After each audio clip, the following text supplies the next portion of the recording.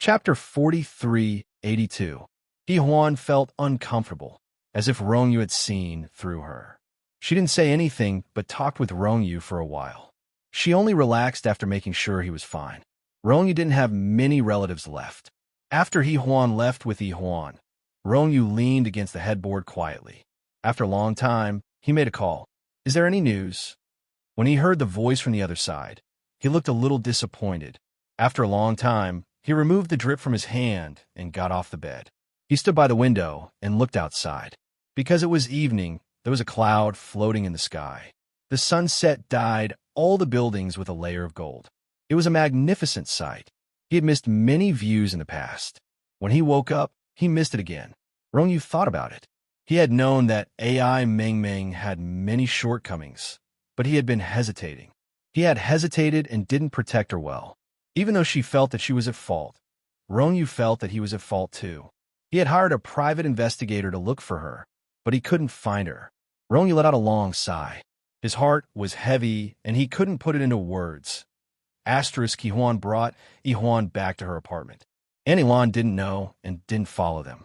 When Qin and Mo returned to the villa at night, he saw Anilan watching TV in the living room. Qin and Mo put down his coat. Huan didn't come back. He didn't see Huan's car outside. Anilan glanced at him and sighed. "She's staying in the apartment." Then she stood up. "You've grown up and don't need me anymore." Qin and Mo found it funny. He had to comfort the old lady first after his wife ran away. He put his arm around Anilan and said a few nice words to her before the old lady finally calmed down. Qin and Mo went upstairs to take a shower. After dinner, he pulled Anilan to her room. "I'll send you to Huan's now. Her apartment is quite big," Qin and Mo said. Anilan looked at him. "Don't worry. Huan has found an auntie. I'll go back to Chiu Garden tomorrow." Qin and Mo put his hands in his pockets and didn't say anything for a long time. He didn't know what to say. It felt empty. Huan had arranged everything well, and Huan was also willing to follow her. It seemed that there was nothing left for him to do. Qin and Mo was a little annoyed. He stood upright in the living room for a long time before he went to eat. After dinner, he lay in the master bedroom. Since Huan was not there, this was actually her house. He lay there for the whole night and didn't sleep much. He tossed and turned. Finally, he got up and stood by the window to smoke a few cigarettes. After midnight, he got up and drove away. Anilan was picked up by the chauffeur the next day. Seeing that Qin and Mo and the car were not there, the old man muttered, "He can't even go one night without a wife. What kind of divorce is this? He's always following people around. Isn't he ashamed?" Qin and Mo was really busy after that. There were a lot of things to do in the company. He signed a few projects and secured a few international endorsements. In between, he only went to see Huan once. He didn't spend the night at Huan's place. She wouldn't welcome him anyway. After he was done, he thought of something. It was the female lead of Don't Tell Her. King Entertainment's latest announcement came out. The female lead of the movie was Su Ilio. She quickly became a trending topic. She was an actress who had attended a few dinners with Qin and Mo. She came from a wealthy family and was considered a family friend of the Qin family. Chapter 4383. All of a sudden, Su Ilio became a hot topic and was frequently mentioned together with Qin and Mo.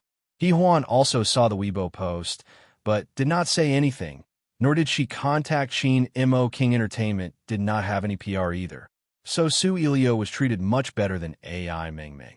Naturally, Huan knew what to do. She lived her life calmly, and Huan followed her. After about 2 months, she had gotten used to taking care of Huan. There was an auntie at home, and if there was anything, she could ask her mother to take care of Huan. In short, she could take good care of Huan.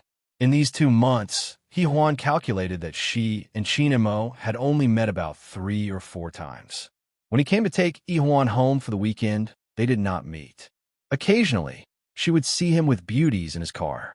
Huan thought that they should be in the past now. 2 months later, Twin won an award in Berlin, and Huan led the cast to shine on the red carpet of the Berlin Film Festival. That day, she wore a green silk gown with fair skin and dazzling black hair. She was on the front page of the foreign media for 3 days. Weibo was also trending that day. It was all photos of Huan, Kong Xiao, and Rongyu. But in Berlin, something unexpected happened. In front of the exhibition stage, due to a sudden gust of wind, a shelf fell towards Ihuan. Rongyu was the first to notice it and pushed her away at the critical moment. However, his shoulder was hit and he was sent to the hospital with a fractured bone. This news was on the front page again. Ihuan and Rongyu's short relationship was dug up. The hero saved the damsel in distress and reconciled. Ihuan divorced because of Rongyu, etc.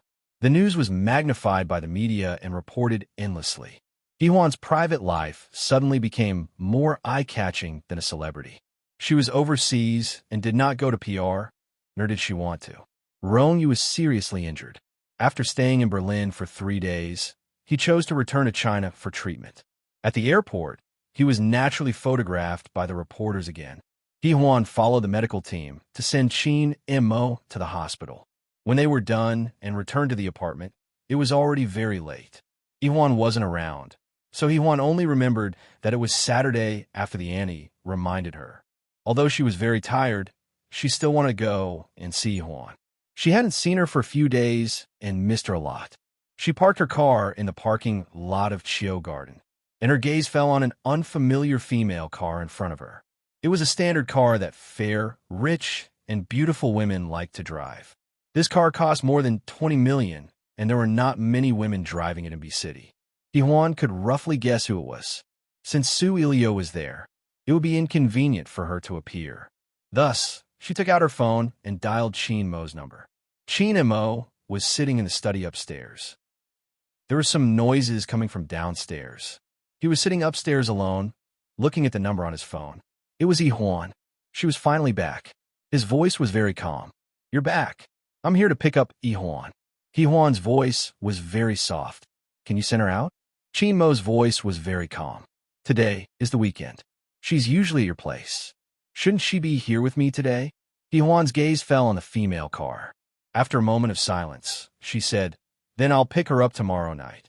Just as she finished speaking and hung up, Qin Mo appeared beside her car and knocked on her window with his finger. Ihuan lowered the window and looked at him quietly. Chapter 4384. Qin Mo said calmly, "Let's have dinner together. It's Ihuan's 5th birthday today." Ihuan was stunned for a moment before she remembered, but she soon realized why he invited Su Ilio to Ihuan's birthday. She sat in the car, her fingers gripping the steering wheel a little too tightly. Qin Mo said calmly, "Miss Su is a guest invited by my mother." She didn't know if this was an explanation, but Ihuan knew that whether it was him or his mother who invited her, it was inappropriate for her to appear. Ihuan still refused and said with a faint smile, "I'll pick her up tomorrow." She wanted to start the car, but Qin Mo reached out to stop her. He was almost blocking the car. "Are you not going to attend Ihuan's birthday? Or are you in a hurry to go to the hospital to take care of Rongyu?" Ihuan was furious. She stared at Qin Mo and said, "You are right." She was so angry that she wanted to leave, but Ihuan had already run over and called her mother happily. Now Ihuan couldn't leave. She turned off the car, picked up Ihuan, and kissed her. "I forgot to buy you a birthday present for Ihuan. Can I make it up to you tomorrow?" Ihuan didn't care about the present, as long as her mother was back. She put her little hands around her mother's neck and kissed her affectionately. "I'm so happy." No matter what, Ihuan had to go in. Unexpectedly, her mother, Su Chung, was also there. Su Chung looked at Ihuan with a complicated expression. Mothers were always worried. Ihuan and Qin Mo had been in an ambiguous relationship for so long. Now, Liangxiu invited a girl to be a guest in front of them. Although they were friends of the Qin family, their identities were a bit embarrassing. Su Chang was very concerned about her reputation, so she forced herself to finish the meal with a straight face. Ihuan, on the other hand, was indifferent. She would only smile when facing Ihuan. Liangxiu knew that she had offended Su Chang and her mother, but she knew that it wasn't a good idea to drag things out with Qin Mo and Ihuan. The two kids really didn't seem to be able to get along. Su Ilu was gentle and liked Qin Mo. She was a good person, and most importantly, she didn't dislike Ihuan. Liangxiu knew in her heart that she had offended him to the end this time. However, Qin Mo didn't say anything. She knew that Qin Mo and Su Elio got along well, but they were still a distance away from being lovers. Qin Mo still couldn't let it go. Today, she wanted him to make a decision. Or rather, make a choice. He was a child of the Su family, and he couldn't be left hanging here forever. After the meal, Su Ilu left first. She didn't express anything to Qin Mo, and Qin Mo didn't take special care of her either. However, she was a special existence. It was hard to ignore her. Qin Mo sent Su Ilu to the car. When he turned around, Su Chang didn't look too good. Yuan also felt helpless. She said in a low voice, "Mom, let the driver take you home. I have something to talk to Qin Mo about." Given Su Cheng's temper, she didn't want Yuan to stay. However, she still took a step back and sighed. "You've thought everything through." Yuan smiled faintly and didn't say anything. After Su Cheng left, Yuan said goodbye to Yilianxio and went upstairs with Qin Mo to the study. His computer was on, and on the screen was a photo of her, Lin Bolin, and Rongyu. Yuan's little face tightened. He was really bored. Chapter 4385. Qin Mo went forward and closed the laptop. Then, he looked at Yuan quietly. "What's the matter? I want custody of Yuan," Yuan said directly, and then stared at Qin Mo. Qin Mo sat in the office chair and reached for a pack of cigarettes. He lit it up and took a puff before looking up. His gaze fell on Yuan's face. "What? You're going to be with Miss Su, aren't you?" Yuan said indifferently. Yuan will be redundant in the Qin family. "You want to take care of her?" Qin Mo didn't deny it. Yuan nodded. "Yes, I want to take care of her." Qin Mo didn't say anything else and just smoked. After a long time, he said in a hoarse voice, "Don't even think about it. Yuan's custody will always be with the Qin family." Yuan looked at him, and her lips trembled slightly. After a long time, she said in a low voice, "Qin Mo, you can't bully people like this." "This was decided when we got divorced," Qin Mo said coldly. Yuan clenched her fingers and swallowed her anger. "Aren't you going to be with someone else?" She even changed her arrogance from before. She said in a very low voice, "I'm begging you. You need an heir in the future, and Yuan is a girl." Qin Mo stared at her. "Sure, give birth to a boy to be my heir. You could take Yuan away." Yuan's face turned pale. She reached out and wanted to shake him off, but he caught her in the air. His expression was very ugly. "Yuan, don't go too far. You're the one who's going too far." Yuan couldn't take it anymore and pulled her hand back with force. Qin Mo sat there and didn't move. Yuan pursed her lips and looked like she couldn't take it anymore. "Qin Mo, from now on, we have nothing to do with each other." Her eyes turned red. "A breakup should be dignified, but you're such a jerk." As she spoke, she couldn't help but cry. She didn't want to show weakness in front of him, so she bit her lip and turned to leave. Yuan was at Yulianxio's place, so Yuan didn't know that Yuan had left. Qin Mo sat for a while before chasing after Yuan downstairs. When he went downstairs, Yuan was already in the car. Qin Mo opened the door and said, "Get out." Yuan took a tissue to wipe her nose and then looked up at him. "Don't worry about me. I'll go back myself." As she spoke, she reached over and pulled the car door open. Qin Mo loosened his grip and the car door closed. Then the car drove away. Yuan was determined to leave not only because of the matter with Qin Mo, but also because of Yulianxio's attitude. She and Qin Mo had some ambiguous relationship, but today Yulianxio had made it clear that she didn't think highly of him and even had a daughter-in-law that she liked. No matter what, Yuan knew that it was no longer suitable for her to appear in the Qin family. No matter how inconvenient it was for Yuan, she couldn't appear. She also had her own pride. As she drove, she suddenly burst into tears. She admitted that she had a princess's temper, but who didn't? The phone in front of her rang again and again, but she didn't pick it up. She stopped at a red light and saw that it was from the hospital. Yuan picked it up. "Hello." A few seconds later, her expression changed, and she immediately turned to the hospital. Rongyu's situation was not good. It was so bad that Yuan didn't have time to mourn for her feelings. She had to rush to the hospital to sign the papers, because Rongyu really didn't have any relatives. But she didn't expect that she would meet an unexpected person in the hospital. I'll update it tomorrow.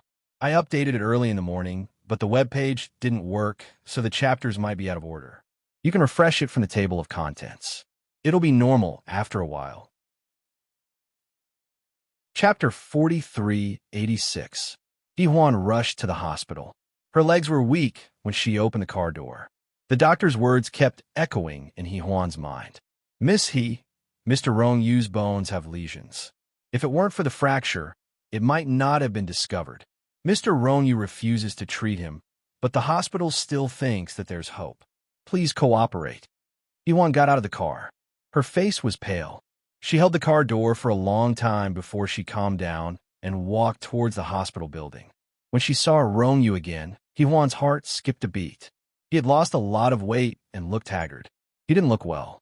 At the moment, he was resting against the headboard. He didn't look well either. Huan walked over and sat down beside the bed. She said in a low voice, "Rongyu." He opened his eyes and looked at her in confusion. There was almost no light in his eyes. Huan suppressed the pain in her heart and sat down. She reached out and touched his forehead. "I heard from the doctor that you have a low fever, so I came to take a look. I'm fine. You didn't have to go through so much trouble to come here. You haven't had a good rest, right?" Rongyu smiled faintly. His lips were pale. "I'm fine." She shook her head and told him directly. "Rongyu, can you treat him properly? Treat him no matter what it takes, okay? They were friends when they were young, and he had no family. After Huan was seriously injured, he felt a sense of kinship. It had nothing to do with him, but it was a feeling of kinship. As Huan spoke, her eyes became watery. She wanted to hide it, but she couldn't. In the end, she still cried. Rongyu was sitting at the head of the bed. He was already very weak. Seeing her like this, he pushed himself forward and wanted to reach out to wipe her tears. Huan was stunned. Because she was too tired and too many things had happened today, she didn't have time to dodge. Rongyu's hand touched her eyelashes. At this moment, Qin and Mo pushed the door open. He saw Rongyu's fingers on Huan's face. Huan's side profile looked very fragile, but Rongyu's eyes were full of tenderness. Qin and Mo had followed Huan here. When he saw this scene, he quietly retreated without alerting anyone. Huan and Rongyu didn't notice. After Qin and Mo left, he went straight to the parking lot. He sat in his car and smoked for half the night. Huan's car was parked across the street, and she didn't come down that night. He thought that she always had Rongyu in her heart. When the sky turned white, Qin and Mo snuffed out the last cigarette butt and rubbed out the empty cigarette box. He looked up and was lost in thought for a while. Finally, he started the car and slowly drove out of the hospital. When he arrived at his apartment, the sky was already bright. He dialed Chen's number. Chen was resting with his eyes closed. Lanyu, that bastard, had gone crazy early in the morning. Just because his private flight was at 7 a.m., he dragged her up to accompany him at 4 a.m. She was really speechless. Chen's phone rang. She picked it up and saw that it was from Qin and Mo. Without thinking, she said, "Qin and Mo, did you hurt Huan again?" Qin Mo's voice was a little faint. "Do you remember Rongyu?" Qin put on a shirt and sat up, leaning against his head. "Yes, what? Take a look at his medical record. If you can help him, do so. I owe you a favor." When Qin and Mo said this, his heart was as calm as still water. It seemed like he was willing to help Huan. Chapter 4387. Qin came back to her senses and scratched her hair. "Brother, isn't Rongyu your rival in love? When did you become so magnanimous? Just do as I say. Why do you have so much to say?" Qin and Mo said faintly and hung up the phone. Qin looked at the phone and sighed.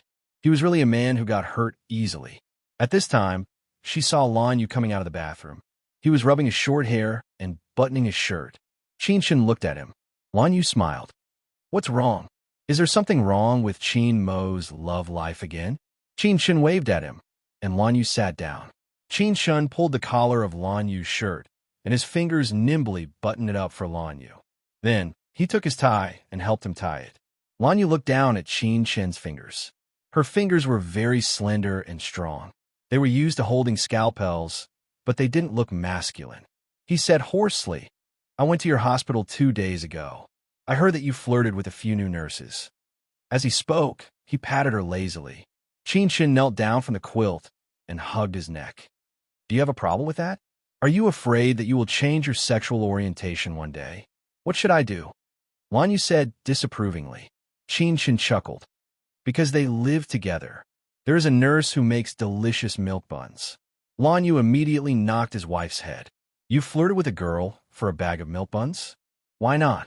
They all know that I am a woman. Qin said confidently. They're not like you. You thought I was... Didn't you accept it? Lan Yu kissed her and said in a dangerous voice, How dare you say that? Qin laughed and wrapped his arms around Lan Yu's neck. Boss Lan, now that you think about it, don't you find it unbearable to look back?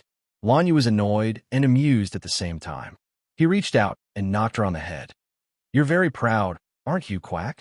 Qin smiled, and Lan Yu's eyes were filled with tenderness. If I had to do it again, I would still make the same choice. Qin lazily leaned against the headboard and smiled. Me too. Lan Yu leaned over and kissed her for a while. He murmured warmly, I'll go first, okay? Qin nodded and watched him walk out of the bedroom with his suitcase. After Lan Yu's car left, Qin lifted the quilt and got up. He brushed his teeth and washed his face. Then he went to take care of his ex-sister-in-law's ex-boyfriend.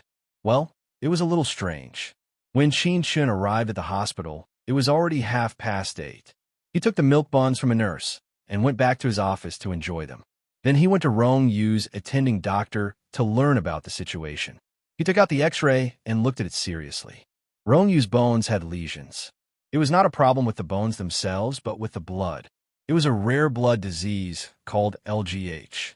If it was not controlled well, anything could be found in the future.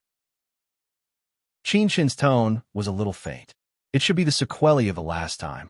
Rong Yu had been lying in bed for 2 or 3 years. When he woke up, there would definitely be problems with his physical functions. It was just that it was so serious. Qin called He Huan. Are you in the hospital? If you are, come to my office. He Huan was still in the ward, and Rong Yu was asleep. She was a little surprised to receive a call from Qin, but she also knew that Qin was the best doctor, so she went over quickly. Chapter 43:88. Qin was making coffee. After so many years, her extravagant lifestyle had not changed at all. In fact, it seemed to be increasing. However, Lan Yu could afford it. Wild Sand Literature Network, after so many years, her appearance had not changed. She was young and handsome. When He Huan opened the door, Qin said calmly, There's breakfast over there. Let's talk after eating. He Huan could not eat. She did not look good either. After a long flight and a sleepless night, she leaned on the sofa and asked Qin softly, How did you know I was in the hospital? Qin called me. Qin said calmly, He asked me to take a look at Rong Yu. I've already seen him. We'll talk about it later. Qin knew that He Huan was Mo's favorite. Although she was jealous now, she would not know about it in the future. Qin also knew that his mother liked Su Ilio now. After all, it was because Mo and He Huan kept delaying each other. His mother always hoped that Mo could have a happy life. However, this would make the conflict between Mo and He Huan worse. Qin's thoughts were heavy. He brewed the coffee and poured 2 cups. He took the breakfast for He Huan and watched her eat it. Then, he served the coffee. You will need this now. He Huan thanked him quietly. Qin thought for a while. Rong Yu's condition is not good. He needs to be hospitalized. Plus, he will not be cured after 1 chemotherapy session. He will need long-term observation. Most importantly, he needs someone to take care of him. He Huan looked down. I know. She thought that if she took care of He Huan, she would have less work in the future. Twin might be her last work. Rong Yu was her friend. She should take care of him. If it was in the past, she would care about whether Mo was happy or not. But now she did not need to. He Huan pursed her lips and took the coffee. She took a sip and said softly, The possibility of a full recovery is small because the observation period is long. He Huan was silent for a while. Can he get married and have children? Qin paused for a moment. Physically, yes, but He Huan has to find a woman who is very suitable for him. He Huan understood what she meant and didn't say anything else. She stared blankly at the steam rising from the coffee cup and didn't say anything for a while. After a long time, Qinshan asked about Chinamo. What's going on between you and my brother? Nothing happened. Huan's voice was full of exhaustion. We divorced a long time ago. If we were suitable, things wouldn't have come to this. In Qinshan's heart, there was an indescribable feeling. He sighed and said, no one thought that you would come to this step today. It used to be so good. Huan didn't say anything. Her mind was in a mess. She didn't have time to think about her relationship with Qin Mo, or rather, she didn't want to think about it. All she wanted now was to cure Rongyu's illness. Or maybe it was because Rongyu was the last memory she had with Qin Mo. It would be a lie to say that she didn't feel sad at all. But if they couldn't be together, they couldn't be together. She wasn't angry at him for taking care of Rongyu. It was what she should do. Huan closed her eyes and whispered, Chun, there are many things in a person other than themselves. Now, Huan and her responsibility were in her world. Rongyu got hurt because of her. It was nothing for her to take care of him. Chapter 4389. Qinshan was also a little helpless, but since Huan said so, she couldn't say anything else, so she could only let it go. After breakfast, she went to check on her patients. Everywhere she went, there were countless admiring eyes. She received 5 to 6 boxes of chocolates, which she gave to her secretary. If she could be like Qinshan, who liked both men and women, it would be a waste of her life. After finishing her work, Qinshan went to see Rongyu. She still had a complicated feeling about Rongyu. After all, Huan had a subtle relationship with him. Moreover, Huan was taking care of Rongyu now. She didn't believe that her brother wouldn't have any feelings for her. Qinshan drew a few tubes of blood and asked the nurse to push Rongyu to the CT room for photos. She spent the whole morning studying the plan. Huan didn't go back, but waited in her office. Qinshan couldn't stand it anymore. She looked up and said, go to my office and sleep for a while. I'll tell you. Huan thought about it and listened to her. She went to the office when she woke up. It was already 1 o'clock in the afternoon. She immediately sat up. Qinshan put his hands in front of him, leaned against the door, and looked at her. Huan, you are too nervous. Huan looked at her and said in a hoarse voice, how is Rongyu's condition? Come and eat. Let's talk while we eat. Qinshan smiled. Huan, it's not as difficult as you think. Huan got up and washed her face. Then, she went to the office and ate with Qinshan. Qinshan ate a few mouthfuls and looked at Huan. He can be treated conservatively now. If it doesn't work, we'll have to change his bone marrow. It's hard to say. It depends on his will to live. No one can replace him. Huan looked down. I know. Can the bone marrow be found? What if, yes? Qinshan admitted that she was exaggerating, but there was always a possibility. Now that she said that, Huan was relieved. Because she had rested, she felt much better. She planned to visit Rongyu and then return to her studio to deal with the final matters. In a month's time, Twin would premiere in China. She went to see Rongyu. Rongyu was in good condition, and with Qinshan taking care of him, Huan was not worried. She left and went to the parking lot on the first floor. Just as she was about to get into her car, she suddenly saw a very thin and small figure that looked somewhat familiar. Huan closed the car door and took a few steps forward. Then, she saw AI Mengmeng. AI Mengmeng stood there timidly. She only dared to walk over when Huan looked at her. Director He, why are you here? Huan asked calmly. She knew a little about Rongyu and AI Mengmeng. Actually, it wasn't Rongyu who told her. It was because she saw Rongyu reading a magazine one day. The cover of the magazine was AI Mengmeng, and the magazine was a little old. Huan was also an experienced person, so how could he not understand? However, she didn't say anything. She just looked at AI Mengmeng and asked, you know about Rongyu's illness, right? AI Mengmeng bit her lip. I want to take care of him. Huan's expression was very gentle. Take care of you means? AI Mengmeng took a deep breath. I like him. If he was fine, I wouldn't think I was worthy. But now that he's sick, I feel that I should take care of him. Huan looked down. That's not my business. You should ask Rongyu. Chapter 4390. Huan looked down. I don't care. You should ask Rongyu. Yes, thank you, Director.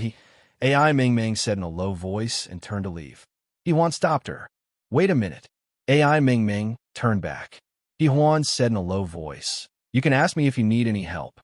AI Ming Ming's eyes were watery. She couldn't describe the feeling. She grunted in agreement and left.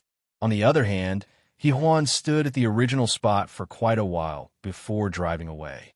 She settled some matters in the studio and went to pick up Huan in the afternoon. However, she bumped into Qin Mo and Su Ilio at the school gate. They came to pick up Huan together. It seemed that they wanted to get along with her. Huan got out of the car and walked to Qin Mo. I want to talk to Huan alone. Qin Mo didn't say anything. Huan walked over, hugged, and kissed Huan. Uncle Rongyu is sick. I need to take care of him. Huan, can you live with your parents and grandma for a while? I'll pick you up when I'm done. But Huan put her arms around her neck. I want to be with Mom. She refused to let go. How could the little girl not understand that her dad and mom were going to be separated? She would rather stay with her mom because her dad had Aunt Sue and her mom was alone. The little girl was very sensible. I can let Grandma take care of me, and we can let Grandma Lon live with us. Mom's house is also very big. She was afraid that Huan wouldn't agree, so she put her face close to her and acted like a spoiled child. Huan's heart softened, and she felt sorry for her. She said, I'll talk to Dad. Now that he had someone else by his side, she thought that they were completely over. Huan talked to Qin Mo like an ex-wife. Huan can stay with me. Qin Mo stood in front of his Mulsan and said calmly, Don't you have to take care of Rongyu? Will you have time to take care of Huan? Huan bit her lower lip. I can let Aunt Lon take care of her. Qin Mo continued calmly. Aunt Lon is a member of the Qin family. Are you sure you want to take care of her? Although he said it calmly, the meaning behind his words was a little hurtful. She was divorced from him, so she was no longer a member of the Qin family. Moreover, they weren't even a couple now. He had another woman by his side, and that woman was sitting in the car waiting for him. She was also very gentle to Huan. Huan knew that she was being a little stingy, but he was really annoying. She lowered her voice and said, I'll find someone to take care of him. That's all. Just as she was about to leave with Huan, he reached out and grabbed her wrist. Huan, is there anything else, CEO Qin? She didn't want to shy away from him in front of Huan. Qin Mo let go of her hand and said softly, Huan's surname is Qin. I'll get someone to send Aunt Lon over later. Then, he carried Huan to Huan's car and kissed her. I'll pick you up on the weekend. At this time, Su Ilio was not there and Huan was a few meters away.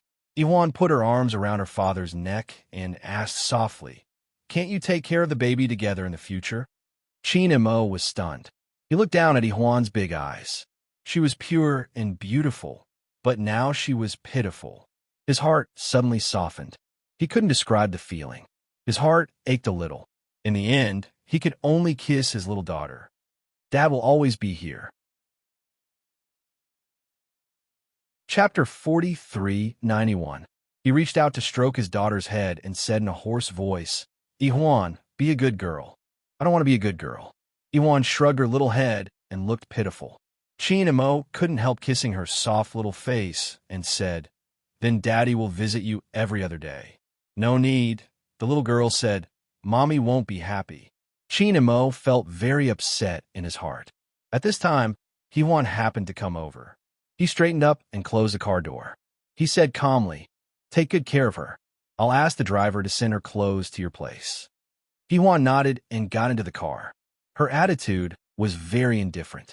She would not be angry or jealous because of the matter between him and Su Ilio. Qin Mo thought silently that she would not do anything for him. She was busy taking care of Rongyu now. How could she think of him? Thinking of this, he calmed down a little and took a step back. Huan drove the car away. Qin Mo stood there quietly for a long time until Su Ilio rolled down the window and called his name. Qin Mo, why don't you get in the car? His eyes were still fixed on the distance. Then he looked away and got into the car. He looked at Su Ilio and said, I'll take you back to the company. Her lips moved, but in the end, she said nothing. Huan went to the hospital again after settling the little girl down. It was already nightfall. When Huan got out of the car, She remembered that she had not eaten anything today. She thought that she would eat later when she got back. She went to the hospital to see Rongyu and found out that AI Meng Meng did not come because Rongyu looked very normal. Huan and Qinshin talked for a while. After thinking for a while, she said to Rongyu, "I saw AI Meng Meng during the day. She said she wanted to take care of you." Before she could finish her sentence, Rongyu sat up and stared at Huan. "She's here." Huan nodded and said, "I don't know where she got the news, but she will come. It depends on whether you are willing or not." Rongyu knew his legs and was a little hesitant. Huan stared at him for a long time before saying in a low voice, "Actually, it's nothing. I asked Qinshin, and he said that he can have a baby. Moreover, he will cure you." Rongyu lay down quietly and said, "I need to think about it." Huan smiled and said, "Didn't you come to see her before?" Rongyu looked at her. I did not say a word. Huan whispered, "I know." She patted Rongyu's shoulder and said, "I will come back." Just as he finished speaking, he felt a wave of dizziness, and his head swayed twice. Rongyu immediately went to pick her up, no longer caring about the difference between men and women. At this moment, Qinshin came over. There was originally some misunderstanding. Rongyu's voice was very low. She fainted. Qinshin immediately came over and looked at Huan's pale face. Qinshin was a doctor as well as a woman. She immediately realized what was going on. She picked Huan up and walked out of the door like a boyfriend. Rongyu wanted to get out of bed, but Qinshin said, "Wait here for news." Rongyu clenched his fists and loosened them. He felt that something terrible had happened. Huan woke up in less than 10 minutes. She opened her eyes and looked at the doctor in front of her. His face was familiar. Unconsciously, she softly called out, "Chun-chun." Qinshin was wearing a surgical gown.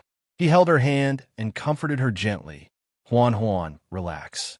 It won't hurt much." She only called he Huan when she was young because she was small and always followed Qin. Later, when she became her sister-in-law, Qinshin never called her that. Chapter 4392. Huan raised her head and looked at Qinshin. In his eyes, which were similar to Qinmo's, she saw heartache. And this heartache stung her. Huan had given birth before. Almost immediately, she had a premonition. Although she had received regional anesthesia, her female instincts told her that something had happened to her. She was pregnant and the child was being lost. Huan's eyes were wide open. There was an unprecedented emptiness in them. If she could, she remembered that she didn't want to lose it. Her body was losing something, but something seemed to be stirring. She gripped the bedsheets tightly, and tears slid down the corners of her tightly closed eyes. Qinshin couldn't bear to see her like this. He said in a low voice, "It's okay, Huan." Qinshin had done the surgery himself and tried to do the best he could. She didn't dare to imagine Qinmo's reaction and how they would go on. Qinmo definitely didn't like Su Ilio. If he did, it was probably because he wanted to tell his mother. But who could say for sure when it came to feelings? The surgery ended in about an hour with the least amount of pain. After it was over, Qinshin carried Huan carefully to the bed and sent her to the VIP room. Huan fell asleep from exhaustion and sadness. Qinshin took out his phone and called Qinmo. It didn't go through. She was a little angry and called Secretary He. Secretary He picked up. "Dr. Qin, are you looking for President Qin?" "President Qin is holding a press conference." "What's so important that he won't pick up my call?" Qinshin was a little annoyed. "Get Qinmo to come and answer the phone immediately." Secretary He was still a little troubled. "President Qin is holding a press conference and might announce the engagement. Also, he gave the copyright of Mr. Rong's script to Miss Su." Maybe. Qinshin's voice turned cold. "No matter what he announces, go in and tell him immediately that his ex-wife miscarried and is now lying in the hospital. If he continues to act like this, I won't be able to help him. Tell him that his ex-wife is talented and beautiful. Even if she had a child and got divorced, many men would still want her." Secretary He was trembling with fear at that moment. Huan had a miscarriage. Previously, she also felt that the public relations department was a little unreliable. They had to rely on President Qin's personal feelings. However, after the proposal was made, President Qin didn't seem to have any intention to refute it. It was as if he had acquiesced. At this moment, Secretary, he knew the gravity of the situation. It was a gamble. She opened the door to the conference room. Qin Mo and Su Ilio were sitting together amidst a sea of reporters. Beside them were the higher-ups of King Entertainment, and they were talking about the copyright, and they had even finished. Secretary He's heart skipped a beat.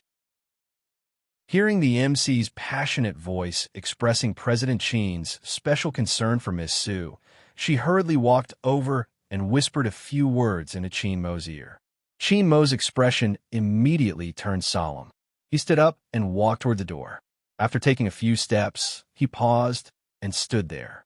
Looking at the reporters in the conference room, he told the security director to delete all the photos in their hands and stop them from writing nonsense. The crowd was in an uproar. This was too domineering. It was almost unreasonable. While the security director was stunned, Su Ilio had already understood Qin Mo's choice. She flipped her hair and smiled bitterly. In the past, she had heard people say how much Qin Mo loved Huan. She didn't really believe it, but now she really believed it. Indeed, he loved her very much. Chapter 4393. The scene was in a deadlock. Qin Mo couldn't care less. He left the conference room and drove to the hospital. It was already an hour later when he arrived at Xingyuan Hospital. Qin Shun was watching Huan. When he saw Qin Mo coming, he immediately came over and said in a low voice, "Brother." Qin Mo walked past her and stood in front of Huan's bed. Huan's face was pale, and she didn't look well. Qin Mo whispered, "Is it because the child is gone?" Qin Shun walked to his side, put a hand on his shoulder, and gently stroked him. "You will have children in the future. She won't forgive me." Qin Mo murmured, "We haven't been on good terms recently. I was angry with her, so I deliberately used Su Ilio to annoy her. I never thought that Huan would be pregnant." Qin Shun couldn't help but say, "Brother, don't you know if Huan will be pregnant?" Qin Mo closed his eyes, and when he opened them again, they were full of pain. He sat on the edge of the bed, gently stroked Huan's face, and said in a hoarse voice, "Huan." Huan's eyes were still closed, but her long eyelashes trembled slightly. So he knew that she was actually awake. His fingers gently stroked her eyelashes like a small brush in his palm. He said in a low voice, "I know you're awake. Open your eyes, okay?" Huan didn't move. She just lay there quietly, but she couldn't help but shed tears. Qin Mo couldn't bear to see that, so he reached out to wipe her tears, but new tears came out again. In the end, he lowered his head and kissed them. After a few times, Huan finally couldn't help but turn her face away, unwilling to be entangled with him anymore. Qin Mo's fingers gently stroked her face, and his voice was hoarse. Huan, I want to rest." Huan closed her eyes, and tears fell from the corners of her eyes again. Qin Mo couldn't bear to see that. He sat next to her and said in a gentle and hoarse voice, "I won't disturb you. I'll stay here." Now that he had calmed down, he got up and glanced at Qin Shun, gesturing for him to go out together. Qin Shun followed him out to her office. Qin Mo whispered after a long time, "What happened?" "I happened to see Huan fainting, and then I found out that she went into shock because of blood loss."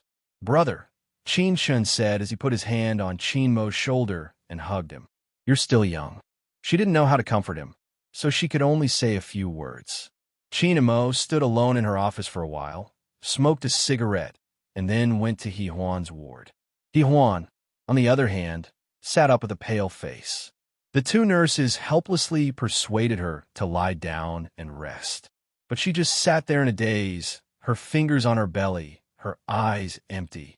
There used to be a child here, but she didn't know when she lost it. She didn't even know if it was a boy or a girl. Thinking of this, she felt a sharp pain in her heart. She looked up at Qin Mo.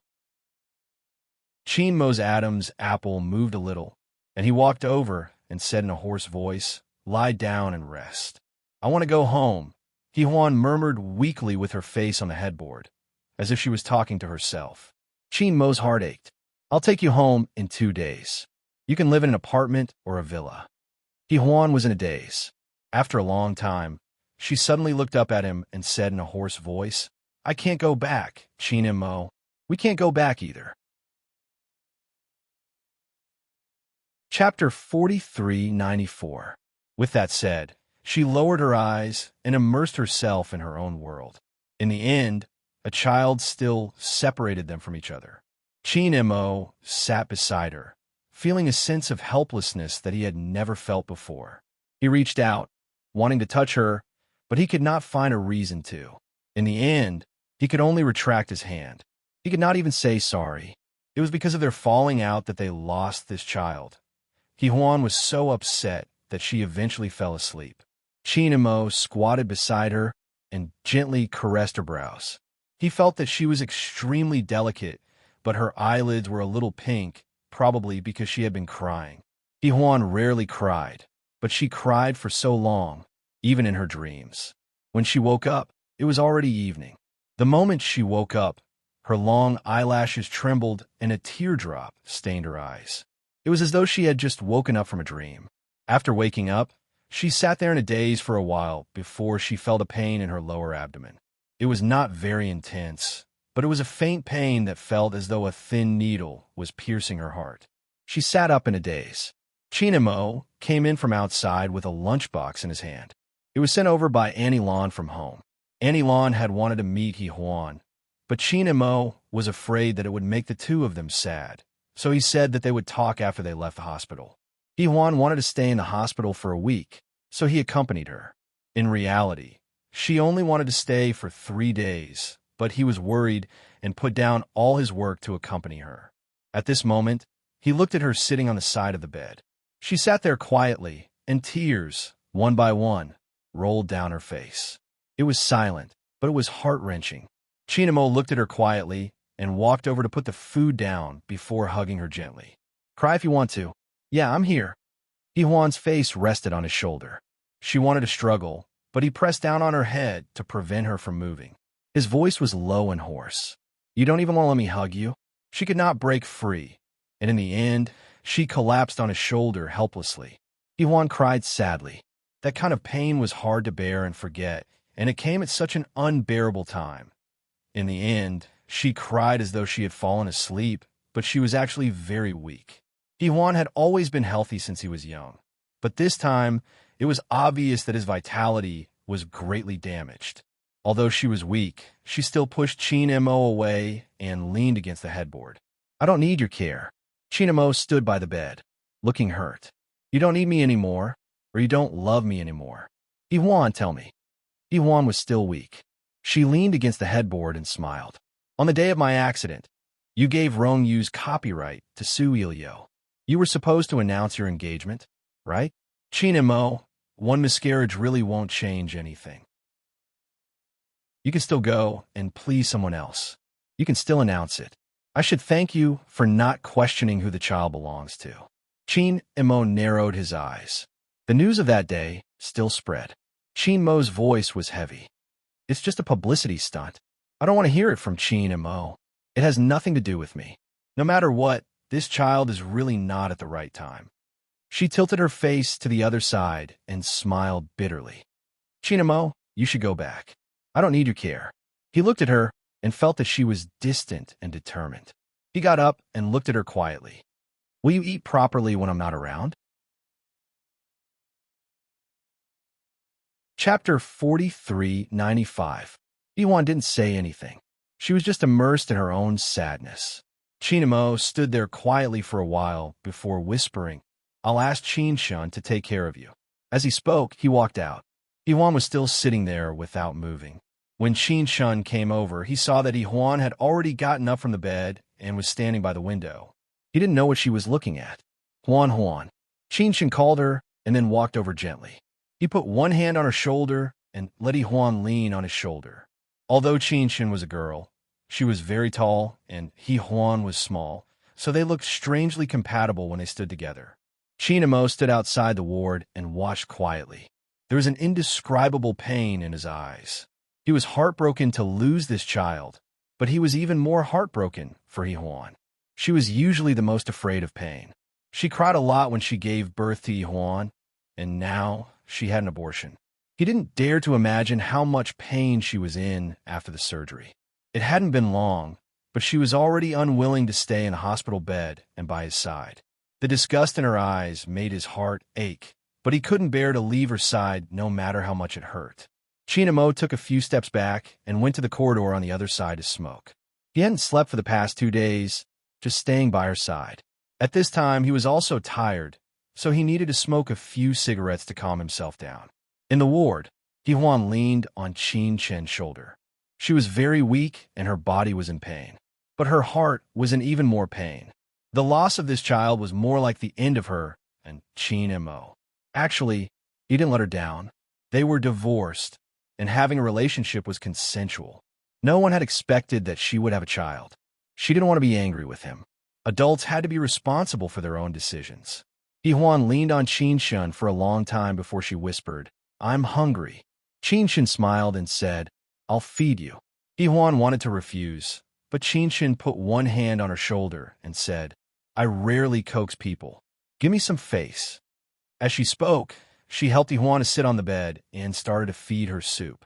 The soup was made by Anilon. It looked, smelled, and was warm. Yuan's eyes were a little wet. She could tell that it was Anilan's soup, but between her and Qin Mo, Qin Shen probably sensed her emotions and sighed. "My parents don't know yet, and Qin Mo can't tell them.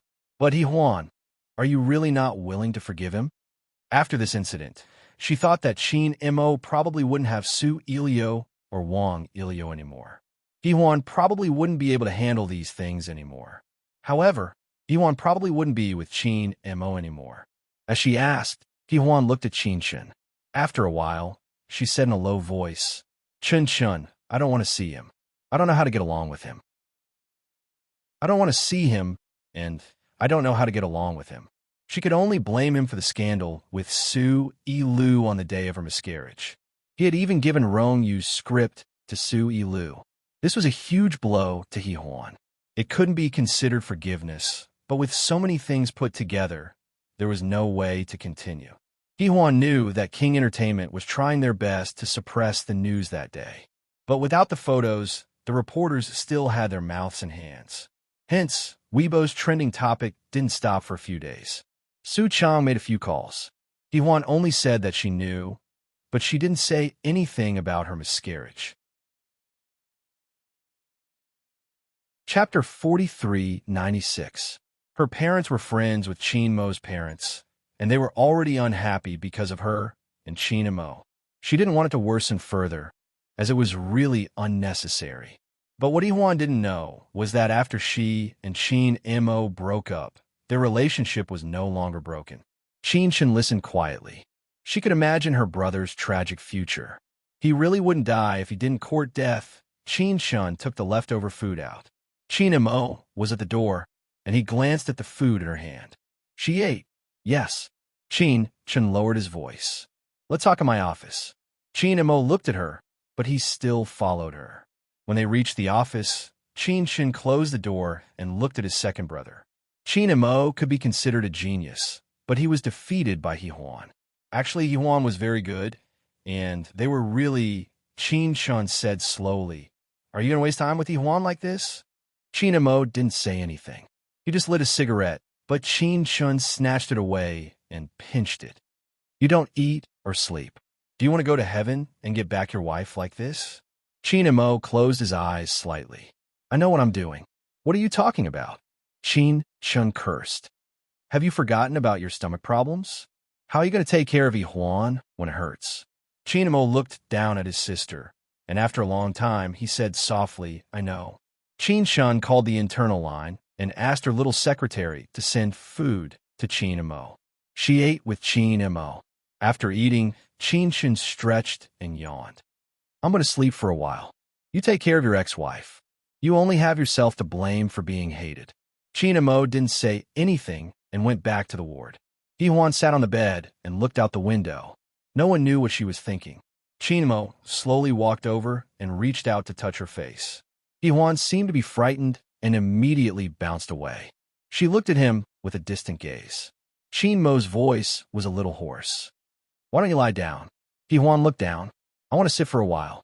Qin Mo just looked at her and didn't say anything for a long time. He just took a pillow and put it behind her to make her feel more comfortable. He then poured a glass of water for her and gently said, "I'll help you refill it when it's cold." Huan didn't say anything. He looked at her deeply again before going to the sofa to deal with his work. He opened his laptop for a long time, but couldn't get into it. Later, secretary, he came over and said something before leaving. About 2 or 3 hours later, Qin Mo looked up and saw that Huan was still sitting there, so he closed his laptop. "What are you thinking about?" Huan seemed to wake up from a dream. She glanced at Qin Mo and whispered, "You can go back. The nurse can take care of me." Qin Mo sat there quietly. There was no sadness or joy in his eyes. After a long time, he said, "Huan, the child is mine. It's no better for you to lose me." Huan closed her eyes and slowly shifted to lie down, covering her head with her hands. This was yet another action of self-protection and rejection. Qin Mo just watched quietly, his heart as heavy as still water. After a long time, he slowly opened his laptop. The blue light shone on his face, making him look even gloomier. In the following days, he didn't leave, and Huan couldn't do anything about it. She didn't talk to him, and he didn't force her. He just stayed with her. Chapter 4397. 4 days later, Huan's body was much better and she could walk around freely. Although she still had some pain, she could really be discharged. She had said that to Qin Shun, but Qin Shun shrugged and glanced at a certain man. He then said to Huan, "I can't make the decision." Huan was a little angry. She bit her lip and looked at Qin Shun. "I can be discharged. Why don't you let me?" Qin Shun was also a little helpless. "Qin Mo won't let you." At that moment, Qin Mo was sitting on the sofa dealing with work. Occasionally, he would take a call, and he didn't look at them as they chatted. Huan talked for a long time, but Qin Shun didn't agree. In the end, Qin Shun went to do his ward rounds. Huan couldn't do anything about it. She could only ignore him and read the news on her phone. After a while, Qin Mo got up and took the phone from her hand. He said calmly, "Don't use electronic products." Huan's hand was empty, and he looked at Qin Mo. Qin Mo's eyes were dark. He stared at her and said gently, "Sleep for a while. You haven't slept for a few days." Huan usually didn't talk to him, but she said, "I can't sleep, and I don't want to sleep." Seeing that she was finally willing to talk to him for a while, Qin Mo's expression became much gentler. "Then I'll accompany you." Without waiting for her to agree, he lay down beside her and pulled her into his arms. Huan's body was very stiff because he had covered her with the blanket. It was dark in front of her. Their breaths were messed up and they couldn't be distinguished. Huan pulled the blanket and wanted to get out, but he didn't let her and pressed her down. In the darkness, his eyes were very bright. His voice was also hoarse under the blanket. "You really won't forgive me?" He placed his fingers on the place where their second child had been and comforted her gently. Huan's eyes became hot. She wanted to cry, and he also realized that he was very cunning and knew her pain point. He pressed her little head against his heart and stayed with her, letting her cry. Even though they were no longer together, they were still the child's biological parents. Huan cried for a long time. Eventually, because there was not enough air, he pulled the blanket away. Her face was buried in his chest, making it wet and hot. It was very uncomfortable, but he did not care. Qin Mo thought that no matter how uncomfortable he was, he would not let go of her. But he was afraid that the tighter he held it, the faster it would loosen. The nurse came over to take his temperature. She opened the door and was stunned for a moment. Then, she closed the door and left. After crying for a while, Huan fell asleep. Qin Mo lowered his head to look at her tear-stained face. He reached out to gently wipe away her tears and kissed her face. He closed his eyes as well. He felt that it had been a long time since he had been this close to her. When Huan woke up again, it was almost noon. She had been eating with Qin Mo for the past few days, so she couldn't reject him even if she wanted to. However, during lunch, she whispered, "I'll get your mom to take care of Huan this month," Qin Mo said. The reason why he asked Su Chang to take care of Huan was because he was afraid that Huan would miss the child and feel uncomfortable seeing his mother. After Qin and Mo said that, Huan froze for a moment. She wasn't stupid and knew what he meant. He wanted to redeem himself. She said in a low voice, "Qin and Mo, we've redeemed ourselves so many times. This time, I really don't want to continue. I don't have the courage to do it anymore." Their love was already very painful. Chapter 4398. Qin and Mo stared at her and frowned, but he didn't say anything. There was silence between them. After a long while, he said in a low voice, "It's not up to you to decide whether to continue or not." Huan didn't even have the strength to get angry. After eating, she climbed onto the bed and continued to stay there. Qin and Mo frowned. "I'll go out with you." Huan turned her face away and said in a low voice, "I don't want to go out." She didn't want to, and he didn't force her. He just accompanied her. After a few days, it was time for Huan to be discharged. Qin and Mo helped her with her luggage, and she couldn't refuse. After getting into the car, Huan wanted to go back to her apartment, but Qin and Mo took her to his apartment. She refused to get out of the car and sat in the car. "I want to go back to my apartment." Qin and Mo looked at her. "Isn't this your home?" She looked down. "It hasn't been for a long time." Qin Mo's eyes darkened. He reached out to grab Huan's hand and opened the door to get out of the car. Huan refused and struggled. In the end, Huan cried out in pain. She had stretched her wound. Qin Mo's eyes darkened. In the end, he carried her and walked towards the elevator. Huan was afraid of falling, so she hugged his neck and lowered her head without saying anything. Qin Mo's voice was hoarse. "I'll let you go in a month." Huan looked up at him. She couldn't believe it. Qin and Mo smiled bitterly. "You don't believe me?" Huan didn't say anything and just looked down. Qin and Mo carried her back to the apartment. The furniture had been changed a lot, and it was in Huan's favorite style. It was obvious that he had put in a lot of effort. There was no Annie at home, just the two of them. So when Qin and Mo put her down, Huan felt a little awkward. "You must be tired. Do you want to lie on the bed?" Qin and Mo squatted in front of her and asked gently as he took off her coat. Huan leaned against the back of the sofa. "I want to sit here for a while." He looked at her for a moment and went to the bedroom to get a blanket. He covered her with it and brought a magazine over. "Take a look at this. I'll heat up a glass of milk for you." He was about to go to the kitchen when Huan stopped him. "Qin and Mo," he paused. Huan's voice was very soft. "It's useless. We're done." Qin Mo's body stiffened. He didn't say anything and went straight to the kitchen to heat up the milk. He took care of her personally and cooked lunch for her. He even carried her to the bedroom to let her sleep. After she fell asleep, he went to the study to deal with work. Huan didn't know how busy he was. Other than taking care of her in the condominium, he was in the study. Sometimes he would smoke on the balcony. If he saw her come out, he would immediately extinguish the cigarette. Huan wanted to pour a glass of water, but the glass in her hand was empty. She was wearing a set of home clothes, which made her look fluffy and cute in the middle of the night. He hadn't seen her so soft in a long time. "Let me do it," he said in a hoarse voice. He took the glass from her and walked towards the kitchen. Huan stood where she was and waited. She turned around and looked out the window. Qin Mo's condominium was on the top floor. It was a few hundred square meters and was huge. It was very empty, even for two people. It was almost Chinese New Year. Even though the condominium had floor heating and was very warm, the night sky seemed cold when she looked outside. Huan looked at it quietly. She felt a little cold and could not help but hug herself. Chapter 4399. Qin Mo turned around and saw her standing in front of the French window with her arms around herself. He went over and put the glass in her hand.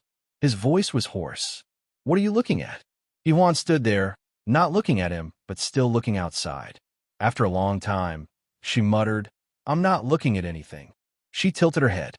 "Qin and Mo, my movie is about to be released. I have to promote it," and before she finished, he interrupted her. "Qin Shun is taking care of Rongyu." Huan's eyes froze. She didn't say anything for a long time. She didn't explain. In the end, Qin and Mo broke the silence. His voice was a little tired. What do I have to do for you to forgive me? He touched his forehead with his fingers. There won't be anyone else in the future. Huan smiled and then murmured, I don't care anymore. Chinamo, then she looked down. We're already like this. Let's let each other go. I just want to live a good life alone in the future. Chinmo's face was cold. Alone? What about me? You can find Su Ilio, Ai Jia, or any other woman. You can have as many children as you want.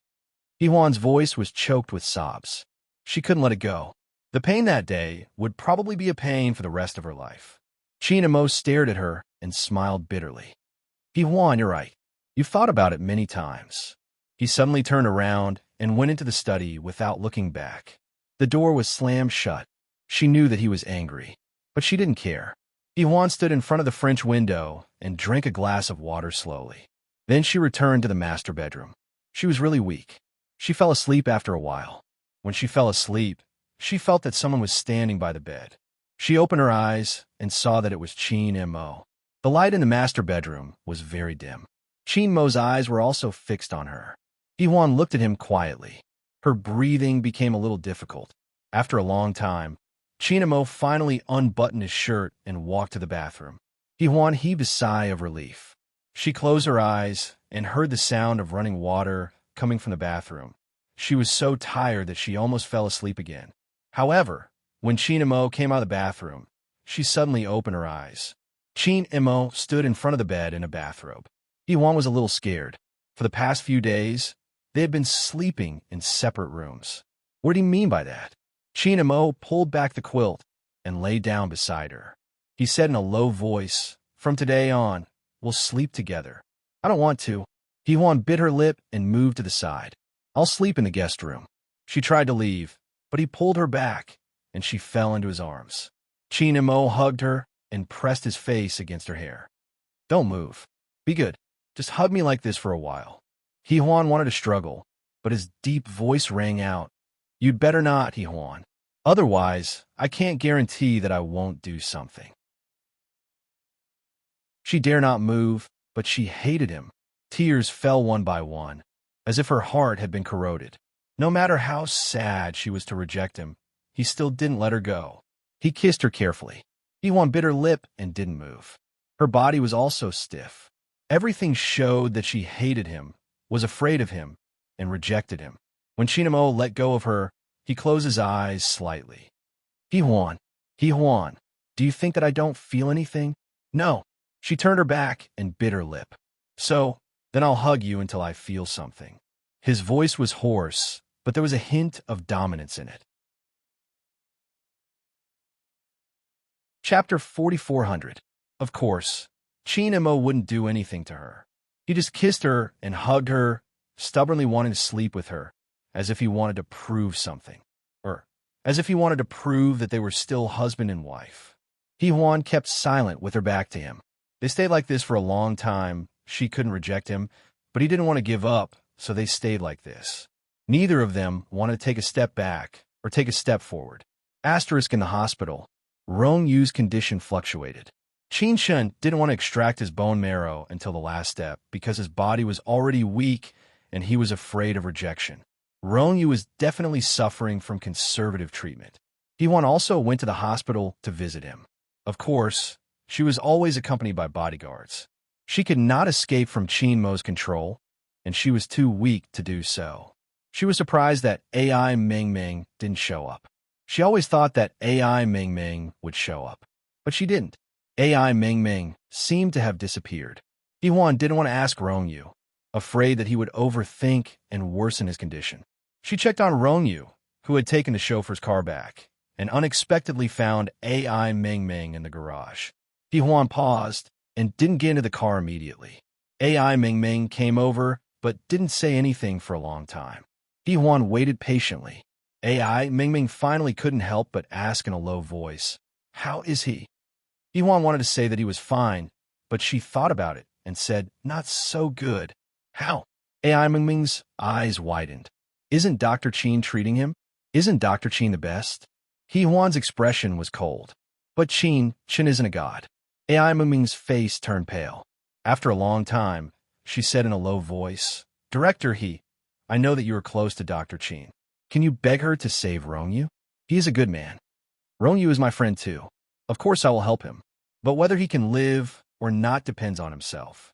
He Huan said coldly. If you care about him so much, why don't you take care of him yourself? Didn't you say that you would take care of him? Are you just saying that? Rongyu has been looking for you for a long time. He Huan was not a talkative person. Besides, she was not in a good mood and was in a bad situation, so it was rare for her to talk so much. After saying that, she got into the car, and the black house slowly drove away.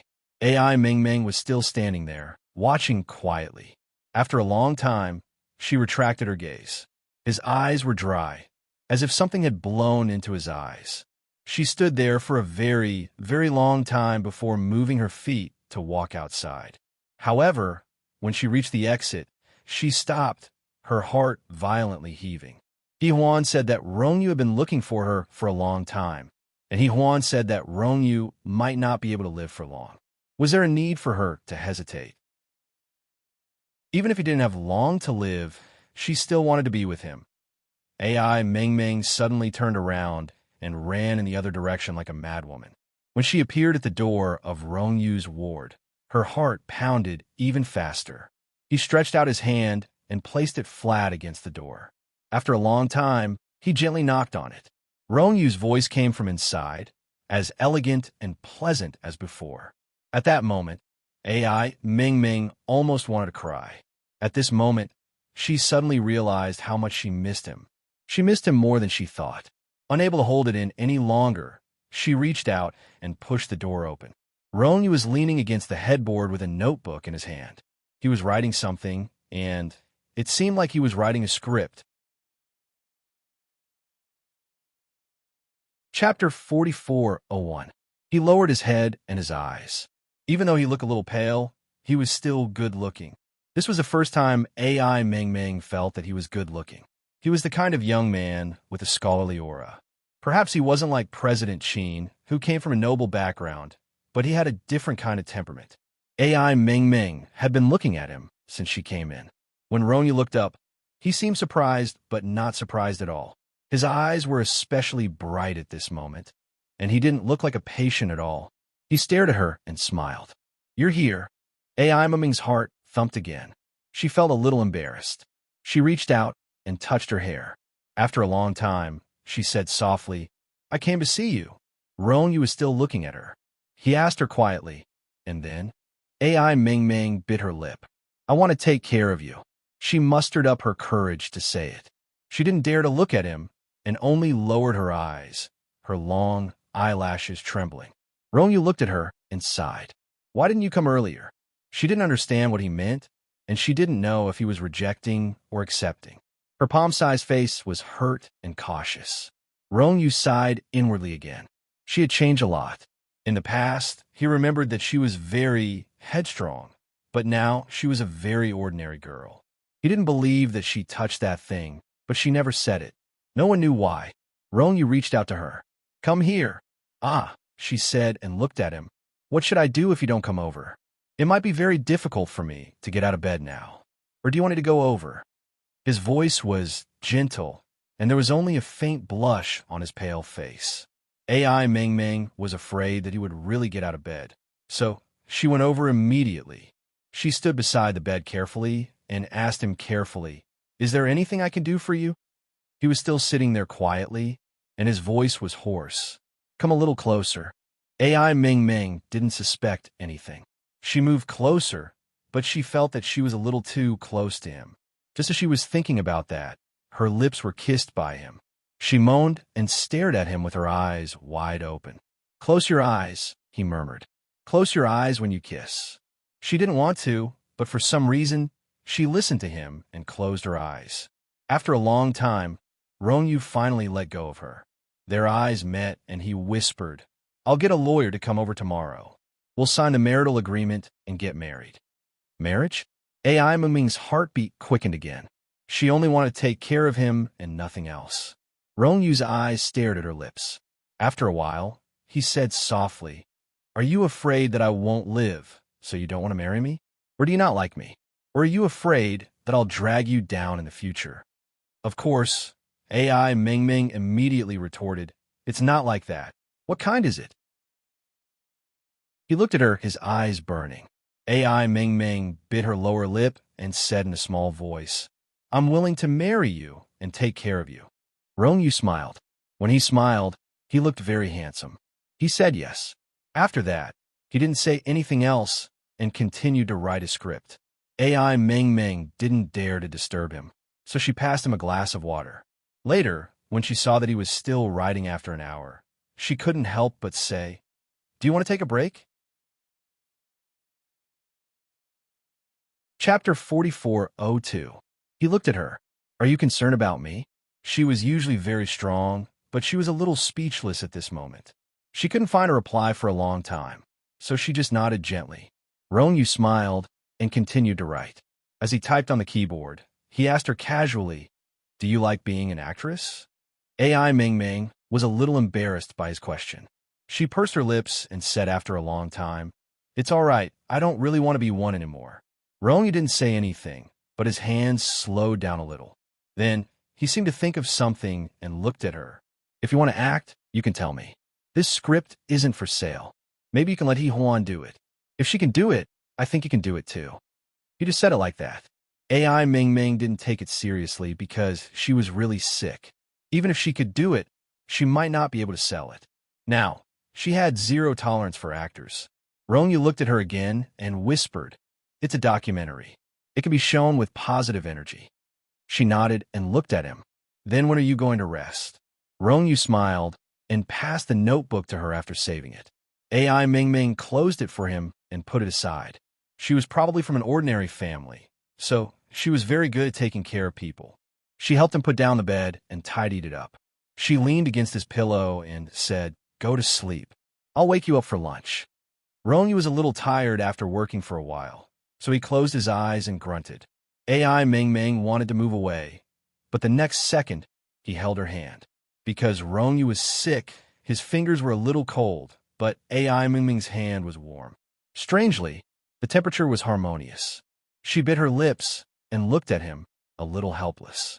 They had actually done it before, the kind that was thorough, but now she still felt a little helpless. Although it was just holding hands. AI Ming Ming bit her lips and said softly, "Rongyu." His eyes were still closed, and his voice was a little low. "I want to sleep for a while. Stay with me." He was clearly very weak, but he still pulled her to his side with one hand. AI Ming Ming was forced to stick to his chest. Compared to the last time, he was much thinner than he was. Even his heartbeat was not as strong. AI Ming Ming suddenly wanted to cry, but she was afraid that he would know, so she secretly held it back. Rongyu seemed to have sensed something. He reached out and gently touched her face. Then he asked Dao gently, "Why are you crying?" "I'm not crying." AI Ming Ming bit her lip. "It's just that the sand got into my eyes." He smiled bitterly. "How can there be sand in a ward? It's scary to be uneducated. I have a junior high school graduate, but after attending technical secondary school for a year, he quit." AI Ming Ming said, somewhat unconvinced. Rongyu burst into laughter. "You call this cultured? I'll teach you when I have time." As he spoke, he placed her fingers in his palm and said in a hoarse voice, "Sleep with me for a while. I've been waiting for you for many days. You must not know the taste of suffering." He closed his eyes, and she opened them stealthily. He was thin and weak, but he was still good-looking. It seemed that as he got sick, he became less and less similar to President Sheen. Rongyu was Rongyu, not someone else. She was also sure that she liked him, not someone else. She stayed with him and waited for him to fall asleep, but she still cried secretly. She was afraid that she would wake him up, so her voice was soft. Later, she desperately wiped her tears. That kind of pain was even worse than the storm that time. It was like fine needles stabbing into her heart. Chapter 4403. The door of the ward was pushed open. The nurses outside were surprised to see the scene in the ward. Why was there a girl? But they soon realized that the girl had been crying and trying her best to hold it in. She looked very pitiful. She must love Rongyu very much. The door closed again. AI Ming Ming finally stopped crying. She lay beside him carefully and looked at his face. Rongyu suddenly said, "You're grown up." It'll be embarrassing if you cry. She opened her eyes and looked at him on the pillow. How can I sleep with you crying like this? He smiled and closed his eyes again. I really don't know if you're here to accompany me or to torture me. AI Ming Ming bit her lip and said softly, I'll leave if you don't like it. He pulled her close and kissed her, staring at her. At such a close distance, she could almost see his eyelashes. His eyelashes were very deep, so his eyes looked very gentle. AI Ming Ming wanted to cry again. He was so good and she had done so many wrong things. Could she really do that? Ronyu guessed what she was thinking and whispered, Didn't you say you would take care of me? She looked up at him. Ronyu smiled. That's enough. In the end, they slept together.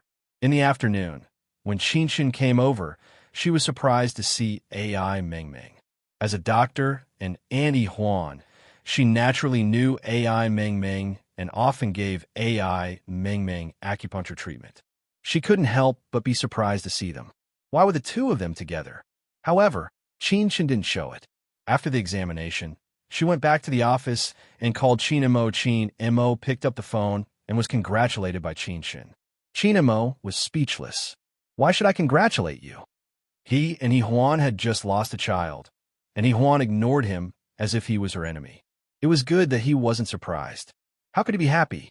Qinshin coughed and said, Your rival in love is getting married. Rongyu and AI Ming Ming are getting married tomorrow. Qin Mo was surprised. Were they really together? And so fast? Qinshin's voice was a little faint. Brother, I know you have feelings for AI Ming Ming, and so do I. But I don't think this girl is that bad. Besides, she won't get close to Huan in the future. Let her go. When have I ever been unwilling to let her go? Qin Mo's voice was even fainter than hers, and then he added, I have to congratulate them on their marriage. Qin Chun coughed again. After a long time, he said, Brother, why do I feel that your words are sour? Don't you wish them well? Qin Mo's answer was to hang up the phone. He couldn't be bothered to talk to his sister. Putting down the phone, he smoked a cigarette and took out his phone to call Huan. However, after thinking about it, he decided against it. That night, he went to socialize and return a little late. When he returned, Huan was already asleep. Qin Mo took off his jacket in the dark and threw it on the sofa. Then, he walked into the master bedroom. It was also dark in the master bedroom. In the past month, Huan had never waited for him at the door. Qin Mo sat on the side of the bed, which was soft and big, and there was a deep corner of the bed. He smelled of cigarettes, alcohol, and even women's perfume. Huan woke up keenly. She was shocked and immediately looked at him with her eyes wide open. In the dark, they faced each other. Chapter 4404. Qin Mo sat on the side of the bed. The soft bed was sunken in, and he smelled of cigarettes, alcohol, and even women's perfume. Huan woke up. She woke up and opened her eyes, and he was right in front of her. Huan pursed her lips and didn't make a sound. Her entire body was tense, and she didn't know what Qin Mo wanted to do. Qin Mo's fingers caressed her face, and his voice was hoarse. I know you're still awake, Huan. He paused for a moment, and his voice became deeper and hoarser. Don't you want to know where I went? It has nothing to do with me, she said softly, and then she sat up. The lights came on, and their eyes met. After a long time, Qin Mo said, Even if there was someone else, you wouldn't care, right? Huan didn't want to hear that, and she wanted to escape. However, his hands quickly clenched into fists, and he pressed them against the headboard to prevent her from escaping. She was completely trapped in his arms. Huan pursed her lips and closed her eyes slightly. What do you want to do? Let's talk. His voice was hoarse. Su Ilio and I were never what you think we are. Huan couldn't escape, and she could only look at him. I never liked her. He stared into her eyes. Huan, did you hear that? I've never liked any other woman. Don't force yourself to think too much. Huan chuckled. I didn't think too much, and I won't think too much. President Qin, don't add more drama to yourself. We're divorced a long time ago, and we have nothing to do with each other. Losing the child is expected. He stared at her, and he looked a little scary. Huan smiled bitterly. Do you have any other questions, President Qin? If not, I'm going to sleep. And don't forget that you said you'd let me go. Chapter 4402. You can't go. Chapter 4405. After he said that, Hee-Hwan didn't say anything else. They lay there quietly. No one said anything, and no one wanted to do anything. They just lay there, just like that the whole night. Early in the morning, Hee-Hwan was still lying there, but Chin-Mo had already gotten up. He was putting on a shirt with his back to her. His figure was tall and slender, which was very attractive. Sometimes Hee-Hwan found it strange. He didn't work out on purpose, and he often had social engagements, but his muscles were very good. She just didn't know that he had the best fitness equipment in his office. It wasn't that he didn't exercise. Hee-Hwan looked at him and wanted to look away, but Chin-Mo had already turned around and his eyes fell on her face. "You're awake." Hee-Hwan didn't say anything, as if she didn't want to talk to him. This was also the norm for the past month. Chin-Mo walked over and bent down to look at Hee-Hwan. She opened her eyes. "What's the matter?" His attitude was cold. Chin-Mo smiled lightly again. "I'm going on a business trip for 2 days. Do you want to go with me?" "I want to stay at home." She closed her eyes again. She had no interest in going on a business trip with him. In fact, she had no interest in Chin-Mo. She seemed to have become more indifferent after the miscarriage. She might have been grateful for what Chin-Mo had done for her in the past, but now she didn't feel anything at all. As Hee-Hwan thought to herself, she felt a warm touch on her lips. She opened her eyes. She saw Chin-Mo. Hee-Hwan was stunned. After a few seconds, she said hoarsely, "Chin-Mo, this is not appropriate." "Why is it not appropriate? We've kissed many times before," he said hoarsely. Hee-Hwan turned her face away. "We're not husband and wife anymore. Can a husband and wife kiss?" He chuckled. Many unmarried men and women have children. He didn't mean it when he said it, but when he finished, he regretted it. Then, he saw her face slowly turn pale. When he felt that she was about to leave, he quickly pressed her head with his fingers and said in a low voice, "Hee-Hwan, I didn't mean it." As he spoke, he stared at her eagerly. Hee-Hwan looked down and said in a hoarse voice, "Whether it was intentional or not, the child is gone. Chin-Mo, can you let go?" Still holding her chin, he kept his hand on her shoulder for a long time. After a long time, he bent one of his long legs and said in a particularly hoarse voice, "Do you really want to leave me?" Hee-Hwan bit her lower lip. "Yes." Chin-Mo stared at her for a long time. Then he smiled and backed away. He stood up straight and said in a particularly hoarse voice, "If you want to leave, I'll remove all the bodyguards when I'm on a business trip. Hee-Hwan, do as you see fit. If you don't love me at all, don't want to be with me at all, and don't care about our past relationship, then leave." After he finished speaking, he looked deeply at her, and there was a trace of longing in his eyes. As soon as Hee-Hwan was freed from his restraints, she gently sat up. She was wearing pure white pajamas, and her black hair had reached her shoulders. Because she had just had a miscarriage, she was a little thinner. Her face was the size of a palm, and her chin was sharp and thin. Chin-Mo looked at her and thought that Hee-Hwan seemed to be very different from the current Hee-Hwan half a year ago. She was so fragile now, and he couldn't describe how she felt. Chapter 4406. She was so fragile now. She couldn't tell how she felt. Hee-Hwan just said, "Okay." And this word for Chin-Mo was like the last piece of driftwood that sank. He just looked at her quietly, not saying anything. Just looked at her. Then he smiled bitterly, took his coat, and walked out. He did not say anything else. As for Hee-Hwan, she just sat there quietly and listened as he walked out. The door closed softly. It was as if the door between her and Chin-Mo had been closed. In her heart, it was as if some line of defense had collapsed. The flood of memories surged forward, suppressing her and causing her great pain. She was free. They had broken up. But in the face of freedom, she was not happy at all. They could have ended it peacefully.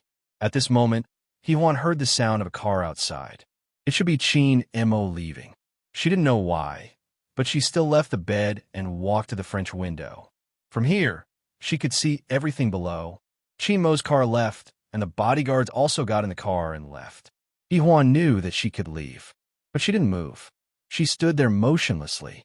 Later, when she felt a little suffocated, she turned around and looked around quietly. Everything here was the same as before. Nothing had been moved. In this apartment, Hee-hwan and Chin-mo had quarreled and occasionally had sweet moments. And all of this made her heart ache when she thought of it now. She closed her eyes and was alone for a long time before she walked back to the master bedroom. She pulled her suitcase, packed her things briefly, and then went downstairs. The servants were still there. Seeing that Hee-hwan was going out, they were stunned. "Madam," Hee-hwan bit her lower lip. "I talked to President Chin. Thank you for taking care of me during this time." Hee-hwan's words were polite, but also very distant. The servant still wanted to say something, but Hee-hwan said again, "There's no need to say anything. The bodyguards here have all been withdrawn. It's the same whether we call or not." The servants looked and found that it was true. During this time, Hee-hwan had already walked out with her luggage. There was a car she used to drive in the parking lot, so she got in and drove away. After Hee-hwan drove away, Chin-mo sat in the black limousine and received a call. The person on the other end said something, and then he was stunned for a moment before he said in a low voice, "I got it." His hand that was holding the phone dropped, but his fingers were still tightly gripping the phone. He didn't loosen his grip. His brows were tightly furrowed, and they did not relax at all. Hee-hwan left just as he was about to leave. Chin-mo leaned against the back of the chair and closed his eyes. His facial features were as tense as a world of ice and snow. In the end, she still left without any reluctance. He turned around and left. Later on, Chin-mo fell sick. He was pitiful and weak, and no one was around to take care of him. He sometimes wondered why he had bothered to be like this, when he had loved her from childhood and she had a heart of stone. Every time, he wanted to be ruthless and let it go, but he couldn't make up his mind. And this time it was the same. Perhaps he had already decided that he would never let her off in this lifetime. Why did he let her off? She had been his since she was a child. In the future, she would be his and only his. Chin-mo's fingers slowly loosened, and he moved slightly. Then his eyes opened slowly. This time, there was a touch of dominance in his eyes. Chapter 4407.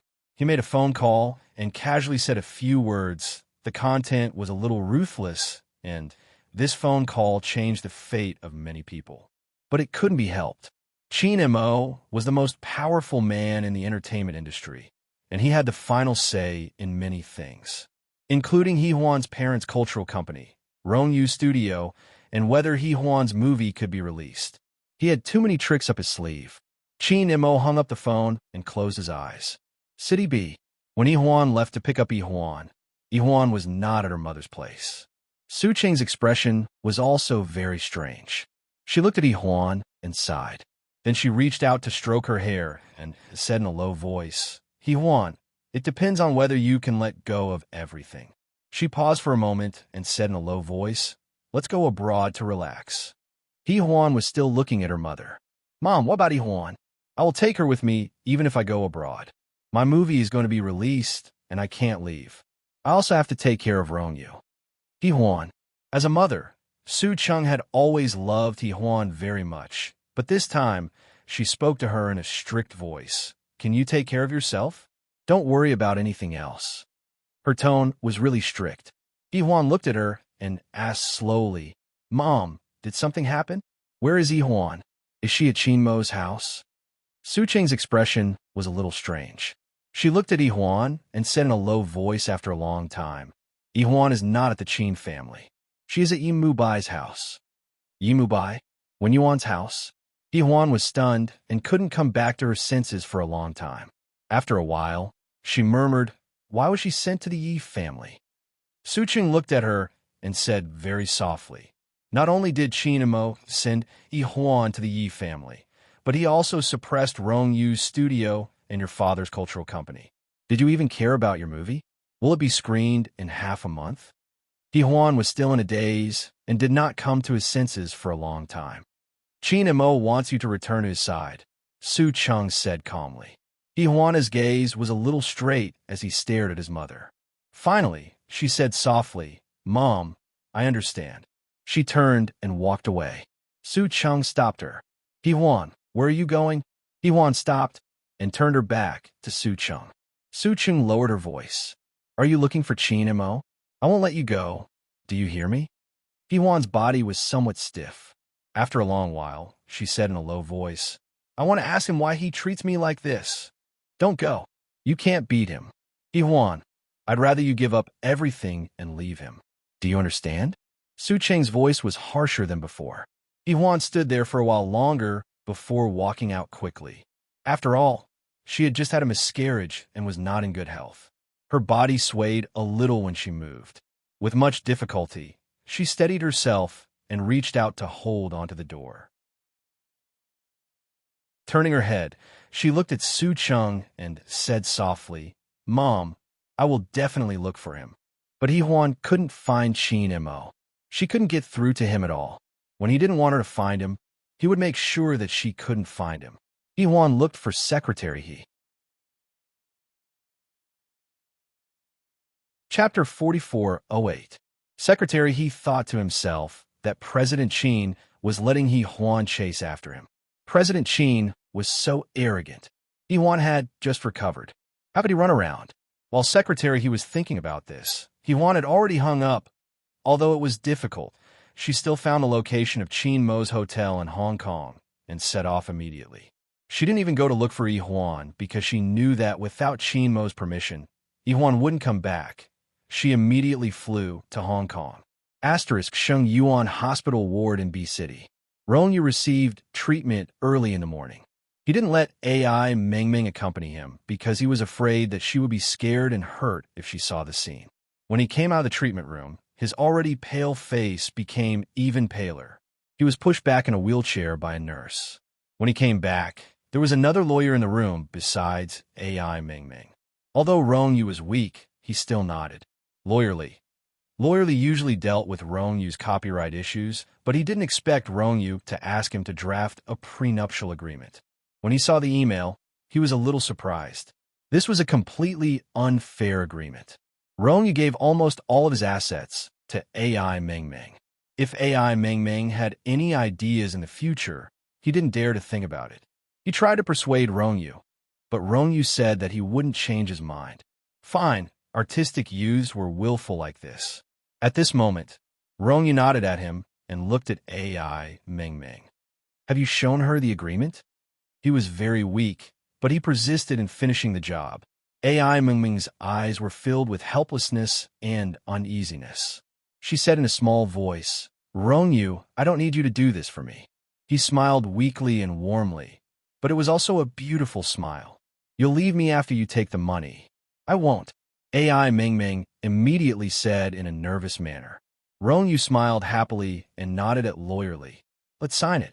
As Rong Yu's employee, Lawyerly added, have you thought it through? Rong Yu didn't reply and only smiled slightly. Lawyerly then handed him the document for him to sign. He signed it without looking at it and pushed it to AI Mengmeng. AI Mengmeng held the pen and looked at him. Her eyes were a little confused, but she didn't sign it. Rong Yu waited patiently, but Lawyerly was not calm. Where else can you find such a good thing? Rong Yu's net worth was already tens of millions, and as long as he could survive, his future would be bright. AI Mengmeng looked at Rong Yu again before biting her lip and lowering her head to sign. That's right. Lawyerly put away the documents. Here are the certificates and photos. I'll handle it for you. I'll be able to get the marriage certificate tomorrow. I wish you a blissful life together. Rong Yu smiled faintly. 100 years of love? Would he have another 100 years? He married AI Mengmeng because he wanted to take care of her and let her own property legally. He didn't have any relatives left, and she was the only one he was worried about. Once upon a time, he was also worried about another girl, but that girl had a lot of things, so he didn't feel pity for her. AI Mengmeng was different. She really had nothing. Chapter 4409. Because they were the same kind of people. They had no family in this world and were very lonely. After Lawyerly left, Rong Yu couldn't take it anymore. His forehead was covered in cold sweat. He said in a low voice, help me to the bed. Actually, the nurse wanted to go forward, but Rongyu looked at AI Meng Meng and said, "Help me up." AI Meng Meng was stunned for a moment, but she still went forward to support him according to his wishes. She laboriously helped him onto the bed. She wanted to leave, but Rongyu grabbed her hand and said, "Wait a minute." AI Meng Meng looked at him and pursed her lips. "Don't you want to rest?" Rongyu's gaze fell on her face. After a long time, he said in a low voice, "I have something for you." She looked at him. Rongyu sat on the bed and took out a small but exquisite box from under the pillow. He opened it, and there was a diamond ring with a pink diamond on it. It wasn't big, but it was beautiful. Rongyu held it and looked up at AI Meng Meng. His voice was even hoarser. "I prepared a long time ago. I didn't know when you would come." AI Meng Meng looked at the diamond ring and actually wanted to retreat. She stared at him, but retracted her hand.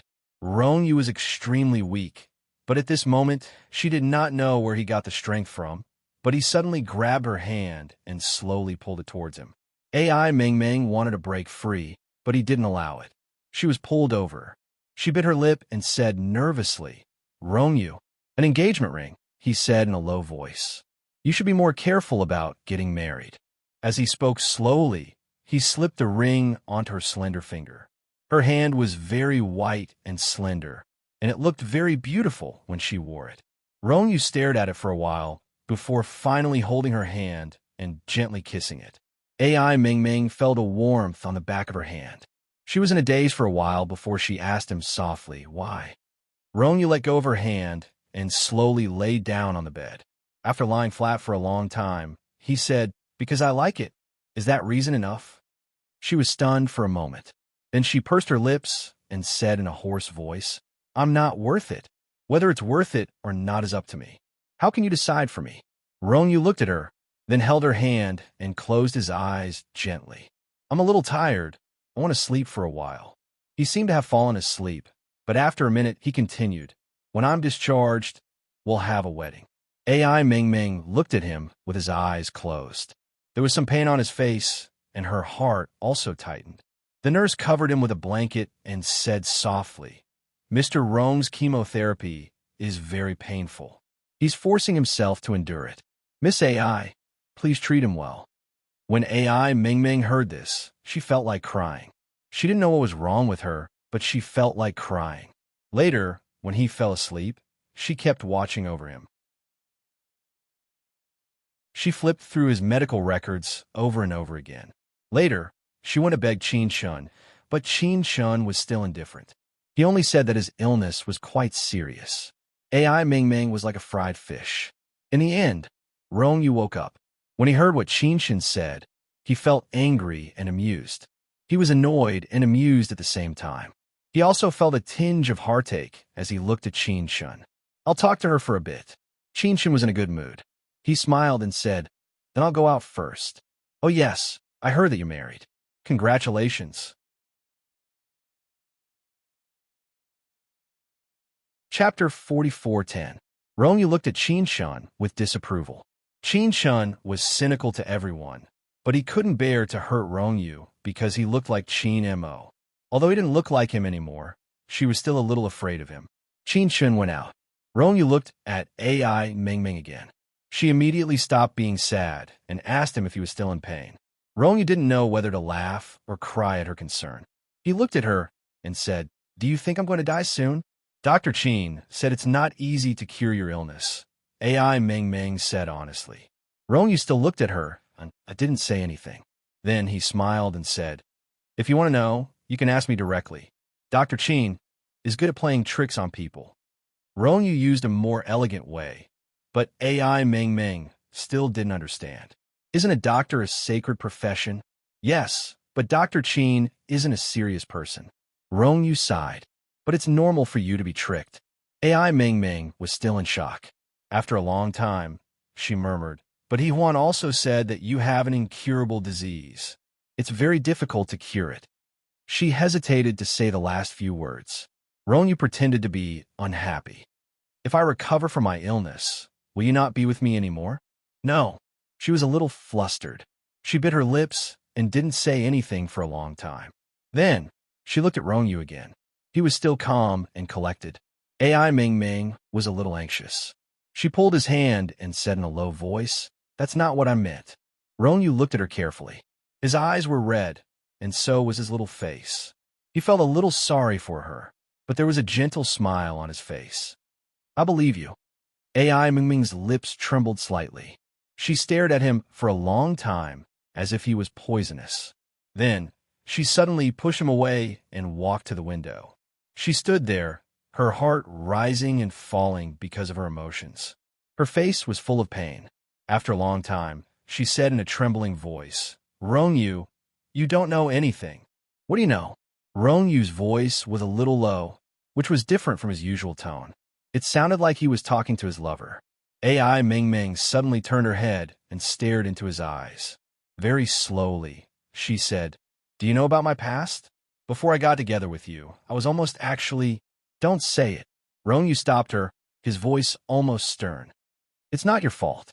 AI Mingming's expression was somewhat stupefied. After a long time, she repeated in a low voice, "It's not my fault?" This time, Ronyu's tone was more certain. "Of course it's not your fault." His body was weak, but he persevered and walked towards her step by step. As for her, she could only bite her lips and look at him. Her body could not help but take a step back, as if she was afraid, but also as if she was looking forward to it, until he came to her side. Ronyu stretched out his fingers and stroked her face gently. His voice was a lot hotter. "Look forward to the future. Don't think about the past. It's already in the past, unless that scumbag is still fine and hasn't been punished." AI Mingming's eyes were filled with tears. She bit her lips and said, "He's in jail and hasn't been released yet." Ronyu reached out and pulled her into his arms.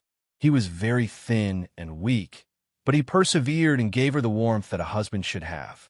At this moment, he was all that she could rely on. He thought that he would live on well because he had something to worry about. Chapter 4411. At the same time, Hong Kong. Hehuan's visit to Qin Mo didn't go well. She went to the hotel where Qin Mo was staying, but still didn't see him. Following Qin Mo wasn't Secretary He, but another male assistant. Hehuan didn't see Qin Mo, only his assistant, Suli. Suli didn't see Hehuan often, but everyone in King Entertainment knew how important she was to Qin Mo. There was a reason why she wasn't seen. For this reason, Suli felt that Boss Qin was sick and very sick. Suli saw Hehuan.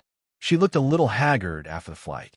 Director He, President Qin, went to the station today and will probably be back tonight. Do you want to wait in President Qin's suite, or we'll get another one? Suli asked after some thought. President Qin had said Hehuan would come before he left, but President Qin didn't say what the arrangements were. He could only watch. Hehuan sat quietly on the sofa, listening to Suli. She asked tiredly, "What time will Qin Mo be back?" Suli thought about it and told her, "President Qin should be back at 11 p.m. He will be attending a banquet in the station." Hehuan sat on the sofa, her voice soft. "I'll wait for him here." Suli frowned. "It's very cold. Although there's heating in the lobby, it's still very cold at night." Director He, do you want to consider it? "No, I'll wait for him here," Hehuan said quietly. In fact, she came in a hurry and didn't have any luggage. Suli looked at Hehuan. He wanted to say something, but he sighed. He called Qin Mo and explained the situation. Qin Mo paused for a moment and said calmly, "Let's do what she wants." He hung up. Suli found it strange. It didn't make sense. Didn't President Qin dote on Missy the most? Could President Qin bear to leave her in such cold weather? But no matter what, Hehuan was frozen outside the lobby.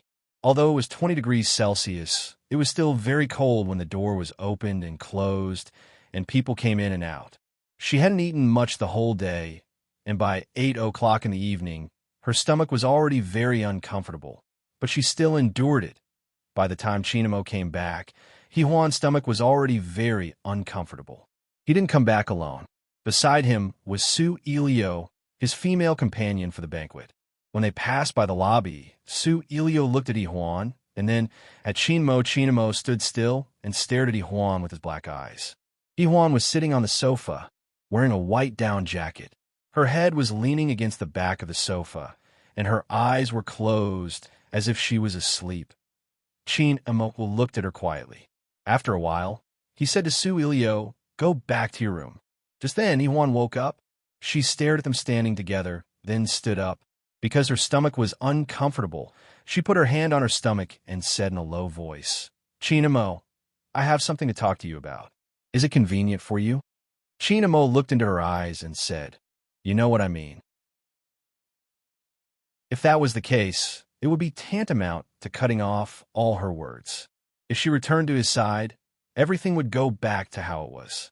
If she didn't want to, then the current situation would be worse in the future. Iwan would always be raised in the Yi family. "Chin Emo, what do you mean? Are you saying that if I don't go back, Iwan will marry into the Yi family? You've left her in the Yi family since she was young?" Iwan held her breath. She couldn't believe what he was thinking. Chapter 44:12. Chin Emo said calmly. Then his eyes lit up. "Iwan, we can both test each other's bottom line." Iwan was already very tired. She looked straight at him, not daring to believe what he was thinking. After a long time, Chin Emo said softly, "It's cold here. Follow me back to my room.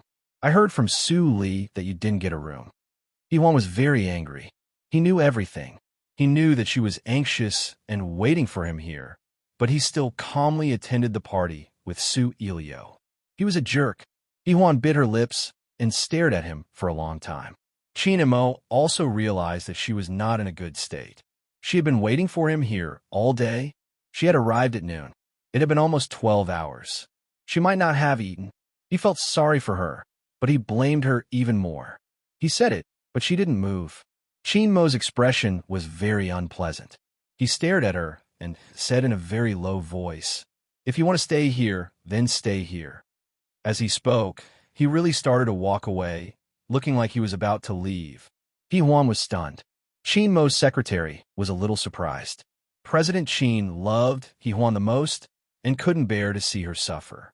Moreover, Iwan didn't seem to be in a good state. Su Ilio asked tentatively, "President Chin, this isn't a good idea, is it?" Chin Emo didn't look at her and walked in front of her. His actions were a little unreasonable, and he didn't give Su Ilio any face. However, Chin Emo had always been a cold and aloof man. Other than following Iwan around as a bootlicker, he had never been nice to women. It was probably because of his previous gentleness that Su Ilio didn't realize her place and overstepped her boundaries. His behavior put Su Ilio in a difficult position. She glanced at Iwan and let out a sigh before taking her leave. Chin Mo's secretary was also about to leave, but he still lowered his voice and said, "Director, please give in. President Chin has been in a bad mood for the past 2 days." Iwan pursed her lips. The secretary left. Iwan clenched her fists and walked toward Chin Emo. He stood in front of the elevator and waited. It was a special elevator for the presidential suite, so he was the only one standing there. His attitude was very impatient. Iwan walked over slowly. When he heard the faint footsteps, he straightened his back slightly. Because he knew her too well, he could tell even the slightest sound was hers. Chin Emo didn't want to turn his head, but he still turned his body slightly. It was indeed Iwan. She walked towards him with a pale face. She didn't say anything and just stood beside him. Chin Mo's attitude was still a bit cold. He gently stroked the cufflinks on his other sleeve and stared at her silently. "You want to live with me?" Iwan pursed her lips. "I want to talk to you." Chin Emo retracted his gaze and looked at the numbers above. After a while, the elevator door opened with a ding. He went in first and then turned around to wait for Iwan. She was stunned for a moment before she went in and stood beside Chin Emo. He didn't say anything, and neither did she. The two of them used to be so close, but they had nothing to say when they were together. There were so many things to talk about, but the moment they opened their mouths, it would be hurt. Fortunately, the elevator soon reached the top floor. Chin Emo turned sideways and gestured for her to go out first. It wasn't until then that he regained some of his poise. "You're tuning in to the Romance Rendezvous YouTube channel. We're so grateful for your support, and don't forget to subscribe to join us on this incredible journey through captivating stories. Your generosity through donations truly makes a world of difference. as it's the primary source of revenue that allows me to expand and enhance this channel for you. Thank you from the bottom of my heart for being a part of this adventure.